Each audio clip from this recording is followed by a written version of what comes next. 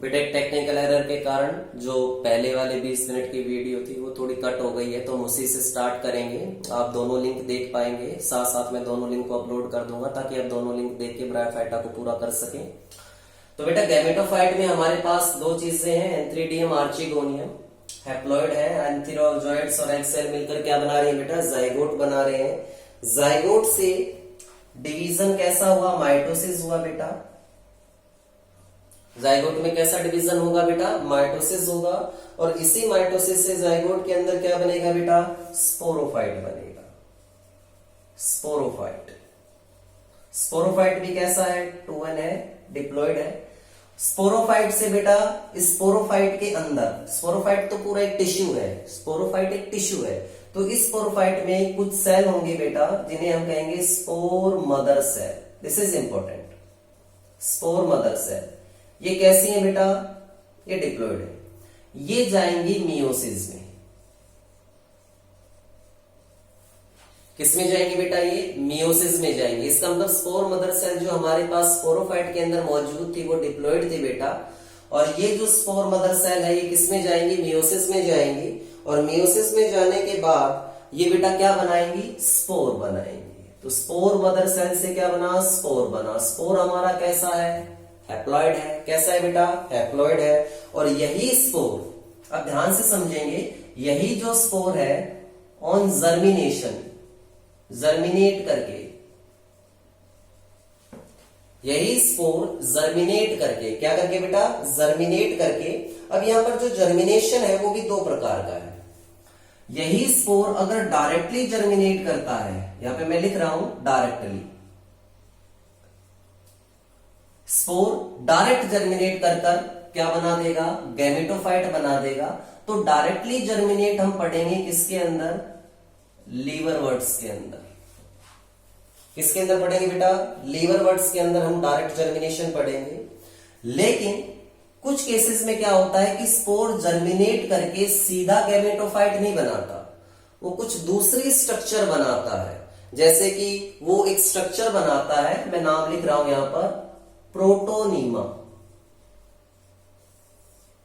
कौन सी स्ट्रक्चर बनाता है बेटा? प्रोटोनीमा। आगे हम डिस्कस करेंगे प्रोटोनीमा क्या होती है। तो स्पोर है वो डायरेक्टली जर्मिनेट करके, डायरेक्टली अगर स्पोर जर्मिनेट कर रहा है तो सीधा बना सकता है गैमेटोफाइट।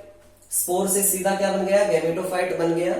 या स्पोर जर्मिनेट करे, लेकिन कैसे करे? इनडायरेक्टली, कि पहले वो डायरेक्ट गैमेटोफाइट ना बनाकर एक दूसरी स्ट्रक्चर बनाए, जिसे हमने क्या कहा है बेटा? प्रोटोनीमा कहा है। इस प्रोटोनीमा से एक स्ट्रक्चर बनेगी बर्ड, इस प्रोटोनीमा पे एक स्ट्रक्चर बनेगी bud, and that bud will give rise to gametophyte. और ये इनडायरेक्ट जर्मिनेशन हमें देखने को मिलता है मॉस के अंदर।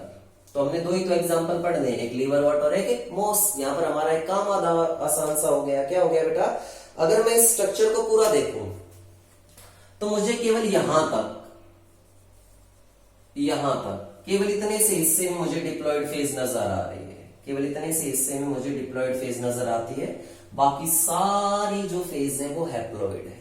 कैसे बेटा? हैप्लॉइड। देखिए गैमेटोफाइट था, गैमेटोफाइट में बेटा male sex organ, female sex organ, gamete बने, दोनों गैमेट फ्यूज होकर जाइगोट बना, जाइगोट से स्पोरोफाइट, स्पोरोफाइट में कुछ सेल स्पोर मदर सेल के रूप में विकसित हुई, उनमें मियोसिस हुआ, स्पोर बना, स्पोर जर्मिनेट कर जाए डायरेक्टली, जैसे लीवरवर्ट्स के अंदर तो डायरेक्ट गैमेटोफाइट बना सकता है। मॉस के अंदर क्या होगा? पहले वो प्रोटोनीमा बनाएगा, प्रोटोनीमा पे बर्ड बनेगी, बर्ड से फिर गैमेटोफाइट बनेगा। This is the life cycle of what बेटा? ये लाइफ साइकिल है ब्रायोफाइटा की। आप आसानी से इसे उतार भी सकते हैं, मैं कुछ समय आपको दे रहा हूं, आप इस पे उतार दें। देख लीजिए कैसे गैमेटोफाइट है, कैसे एंथीरोजोइड्स यहाँ पर आपके पास अवेलेबल है बेटा। ठीक है, तो ब्रायोफाइटा में ये हमने इसकी लाइफ साइकिल के बारे में पूरा व्यू पढ़ दिया है बेटा। ठीक है, ब्रायोफाइटा के अंदर हमने कंप्लीट एक व्यू पढ़ दिया है। अब हम इसमें लीवरवर्ट्स के बारे में क्लास और खत्म करेंगे। Gametophyte, antheridia, archegonia, antherozoids, egg, zygote, sporophyte, spore mother cell, spore. On direct germination in liverworts will form gametophyte. Indirect germination form protonema, bird that occur in moss, and it will be gametophyte. Now we have have some points of importance of bryophytes. इन bryophytes के importance के कुछ point हमारे पास available है भी।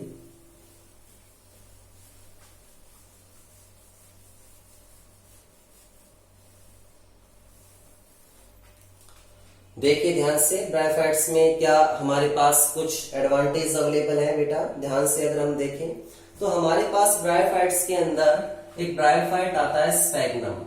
Sphagnum आपकी moss की category का आता है बेटा, मॉस। स्फैग्नम एक प्रकार का मॉस है बेटा, और ये जो स्फैग्नम है इससे एक प्रकार का फ्यूल, ईंधन बनता है पीट। पीट एक कोयले की प्रजाति है, तो स्फैग्नम एज ए फ्यूल भी यूज होता है पीट की फॉर्म में।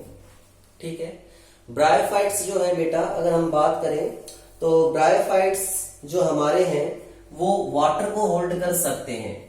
वाटर होल्डिंग कैपेसिटी होती है इनके पास, वाटर होल्डिंग कैपेसिटी ब्रायोफाइट्स के पास होती है बेटा। तो हम ऐसे सब्सटेंस जिन्हें मॉइस्चर चाहिए,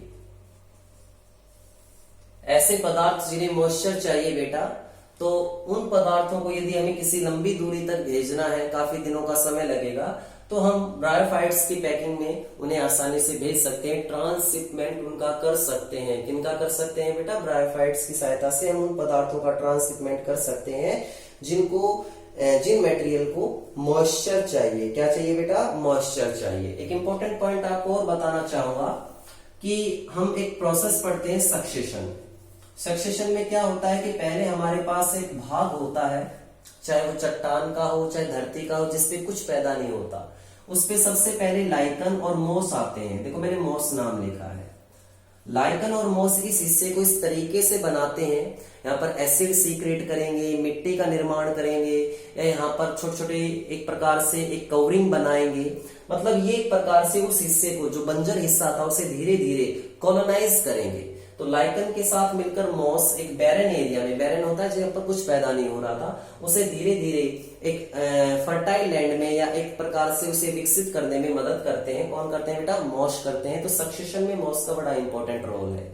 तो कुछ एडवांटेज हैं बेटा। कुछ ऐसे भी मॉस के पौधे होते हैं जो एज ए फूड यूज किए जाते हैं बेटा, एज ए फूड उनको हम यूज भी करते हैं। ठीक है। तो ये हमारे पास ब्रायोफाइट्स के कुछ एडवांटेज थे। आप एनसीईआरटी से इसका पॉइंट बना सकते हैं। ठीक है बेटा। अब हमारे पास ब्रायोफाइट में पहली जो टाइप हम पढ़ेंगे वो पढ़ेंगे लीवरवर्ट्स के बारे में। ठीक है। जैसे और ब्रायोफाइट हमने स्टार्टिंग में पढ़े, ब्रायोफाइट को रहने के लिए कैसा एरिया चाहिए? शेडिड एरिया चाहिए, मॉइस्चर चाहिए, नमी चाहिए। तो बेटा लीवरवर्ट्स को भी पैदा होने के लिए मॉइस्ट चाहिए, नमी चाहिए, शेडिड एरिया चाहिए। कहां पर ये पैदा हो सकते हैं बेटा? जहां पर नदी का किनारा है, किसी झरने का किनारा है, तालाब का किनारा है, वहां पर लीवरवर्ट्स आपको आसानी से ग्रो होते हुए दिख जाएंगे बेटा। लीवरवर्ट्स की जो बॉडी होती है, जैसे हम अगर बात करें, आपके एनसीईआरटी में डायग्राम में सबसे पहले लीवरवर्ट्स दिखा रखा है जिसका नाम है मार्केंशिया। तो मार्केंशिया में आप देखेंगे कि मार्केंशिया की जो स्ट्रक्चर है, मार्केंशिया की स्ट्रक्चर थैलस जैसी बेटा, थैलॉइड स्ट्रक्चर है। ये ऊपर से और नीचे से चपटा है, ऊपर और नीचे से चपटा है, और नीचे वाला हिस्सा जो तलैटी पर है वो थोड़ा सा दबा हुआ है। और इस हिस्से में भी हम क्या देखेंगे कि जैसे इस तरह की ये हमें आकृति दिख रही है, इस तरह की एक स्ट्रक्चर अराइज हुई है हमारे पास, और उस स्ट्रक्चर से हम देखते हैं उसको नाम क्या दिया गया है। उस स्ट्रक्चर को ध्यान से हम देखें, उसे कहा गया है आर्चिगोनियोफोर। इसका मतलब ये मेल सेक्स ऑर्गन को रिप्रेजेंट कर रहा है, आर्चिगोनियोफोर। ये आर्चिगोनियोफोर है, दिस इज आर्चिगोनियोफोर। और इसके ऊपर आपके पास, सॉरी फीमेल को, बेटा ये फीमेल को रिप्रेजेंट कर रहा है। फीमेल को रखने वाली जो स्टॉक है वो आर्चिगोनियोफोर है, और उसके ऊपर ये फीमेल सेक्स ऑर्गन आपके पास मौजूद है। थैलस लाइक स्ट्रक्चर है, और यहां पर आपके ग्रीन शेप के इस तरह के कप लाइक स्ट्रक्चर दिखा रखे हैं बेटा, दीज आर गैमा कप। वहां पर लिखा भी हुआ है, उन्हें गैमा कप दिखा रखा है। तो मार्केंशिया में अगर आप देखेंगे, तो मार्केंशिया में आप क्या देखेंगे, थोड़ा सा ध्यान से देखना मार्केंशिया को, कि मेल और फीमेल थैलस दोनों डायग्राम में अलग अलग है। इसका मतलब मार्केंशिया के अंदर एक ही पौधे के अंदर दोनों ऑर्गन नहीं है, मतलब वहां पर डिफरेंशिएट है। मेल पार्ट अलग है, मेल थैलस अलग है और फीमेल थैलस से अलग है। तो मेल और फीमेल थैलस अलग अलग है और दोनों के थैलस के स्ट्रक्चर के ऊपर आपको मेल और फीमेल जो ऑर्गन है, सेक्स ऑर्गन है, वो दिखा रखे हैं। इसके अलावा आपको राइजोइड्स भी देखने को मिलेंगे। इस तरह की जो स्ट्रक्चर है वो राइजोइड्स भी वहां पर दिखा रखी है। इंपॉर्टेंट पॉइंट क्या आता है कि हमारे पास जो हम देखते हैं, किसको देखते हैं बेटा, शाबाश ध्यान से। अगर हम देखें लीवर वर्ड्स के अंदर तो जो एसेक्सुअल रिप्रोडक्शन है,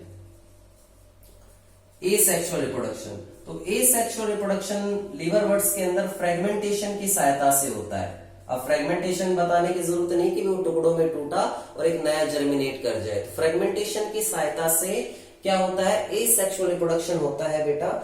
दूसरी इंपॉर्टेंट चीज जो हम देखेंगे कि हमारे पास लीवर वर्ड्स की थैलस में स्पेशलाइज स्ट्रक्चर बनी थी, जिस स्पेशलाइज स्ट्रक्चर को हमने क्या कहा था बेटा, गैमा कप कहा था। इसे गैमाई भी कहा जाता है। तो ये जो गैमाई है, ये गैमाई, मैं इसे कैसे याद करता हूं, कई बार इसके बाद ऊपर क्वेश्चन नीट में पूछा गया है कि यहां पर आपको थोड़ा सा ट्रिक से ध्यान रखना है।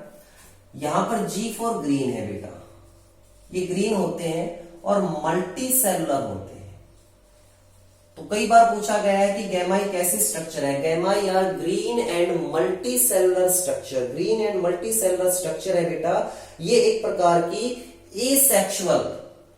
एसेक्सुअल बर्ड है जो गैमा कप पे पैदा होती है। किस पर पाई जाती है, गैमा कप पे।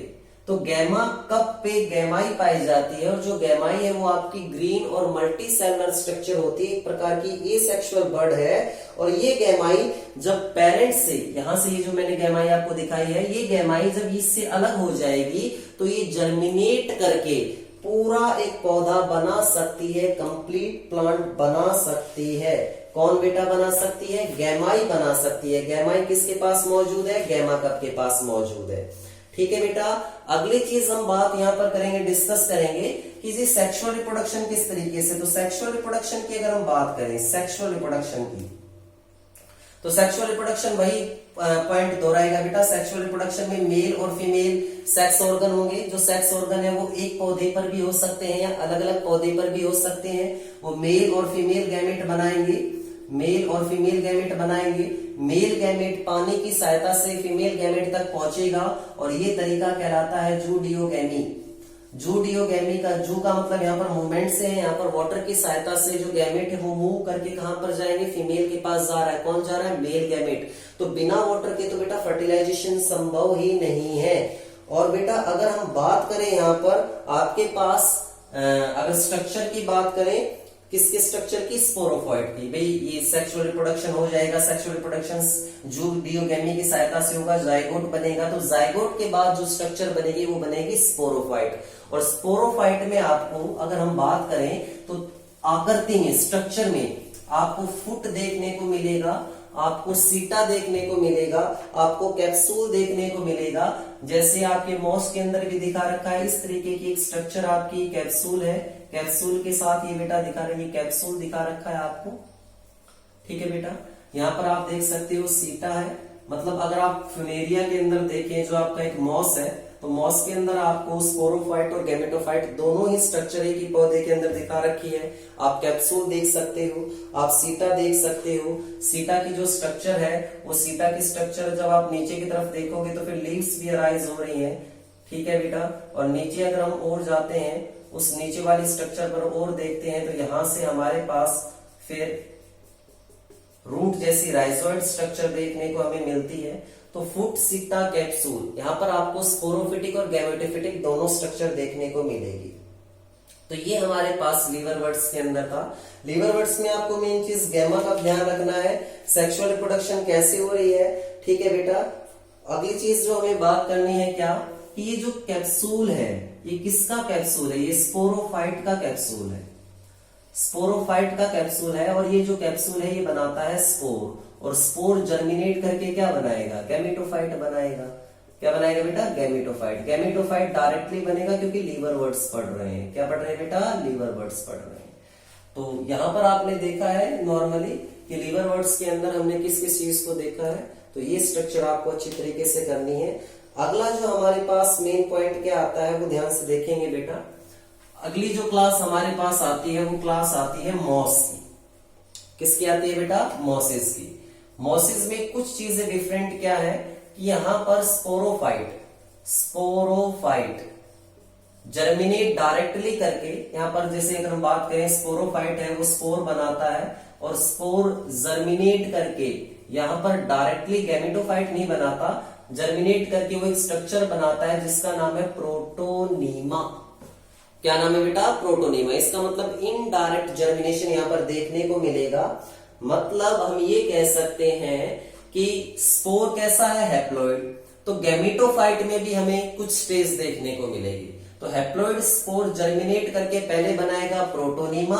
प्रोटोनीमा के ऊपर क्या डेवलप होंगी बेटा? बर्ड डेवलप होंगी। क्या डेवलप होंगी? बर्ड। और बर्ड डेवलप होंगी तो फिर हम कह सकते हैं कि बेटा फिर हमारे पास क्या बन सकता है? शाबाश, क्या बन सकता है? गैमेटोफाइट। लेकिन एक चीज और है, उसको हम थोड़ा सा डिस्कस करेंगे कि कई बार क्या होता है, जो ये प्रोटोनीमा है इसमें पहले डायरेक्टली बर्ड डेवलप नहीं होती। स्टार्टिंग में जो प्रोटोनीमा है बेटा वो थोड़ा सा कैसा होता है? इट इज क्रीपिंग, रेंगने जैसा, रेंगता हुआ, उस धरती के भाग से टच होता हुआ। इट इज क्रीपिंग, ग्रीन और ब्रांच। ये इसकी खासियत है। किसकी? प्रोटोनीमा की। भी स्पोर ने जर्मिनेट करके जो प्रोटोनीमा बनाया वो प्रोटोनीमा धरती से ऐसे जैसे घास रेंगती हुई चलती है, ऐसे रेंगती हुई आकृति है, हरा है और इसमें ब्रांचिंग है।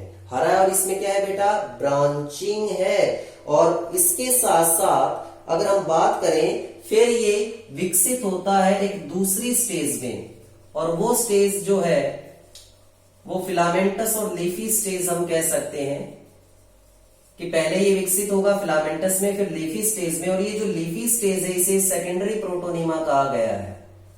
प्रोटोनीमा मतलब प्रोटोनीमा में भी कई बार दो चीजें बन जाती, प्राइमरी प्रोटोनीमा, एक सेकेंडरी। तो प्राइमरी प्रोटोनीमा जो आपका है वो रेंगने जैसा हरा और ब्रांचिंग होगा और वो धीरे धीरे अंत में फिलामेंटस फॉर्म में विकसित हो जाएगा। फिर फिलामेंटस वाली फॉर्म लीफी स्ट्रक्चर में बदलेगी और लीफी स्ट्रक्चर वाला जो प्रोटोनीमा होगा बेटा, ठीक है, वो अंत में क्या बनाएगा? That will form bud, lateral bud. उसकी साइड से क्या राइज होंगी? लेटरल बर्ड राइज होंगी and the lateral bud will give rise to gametophyte.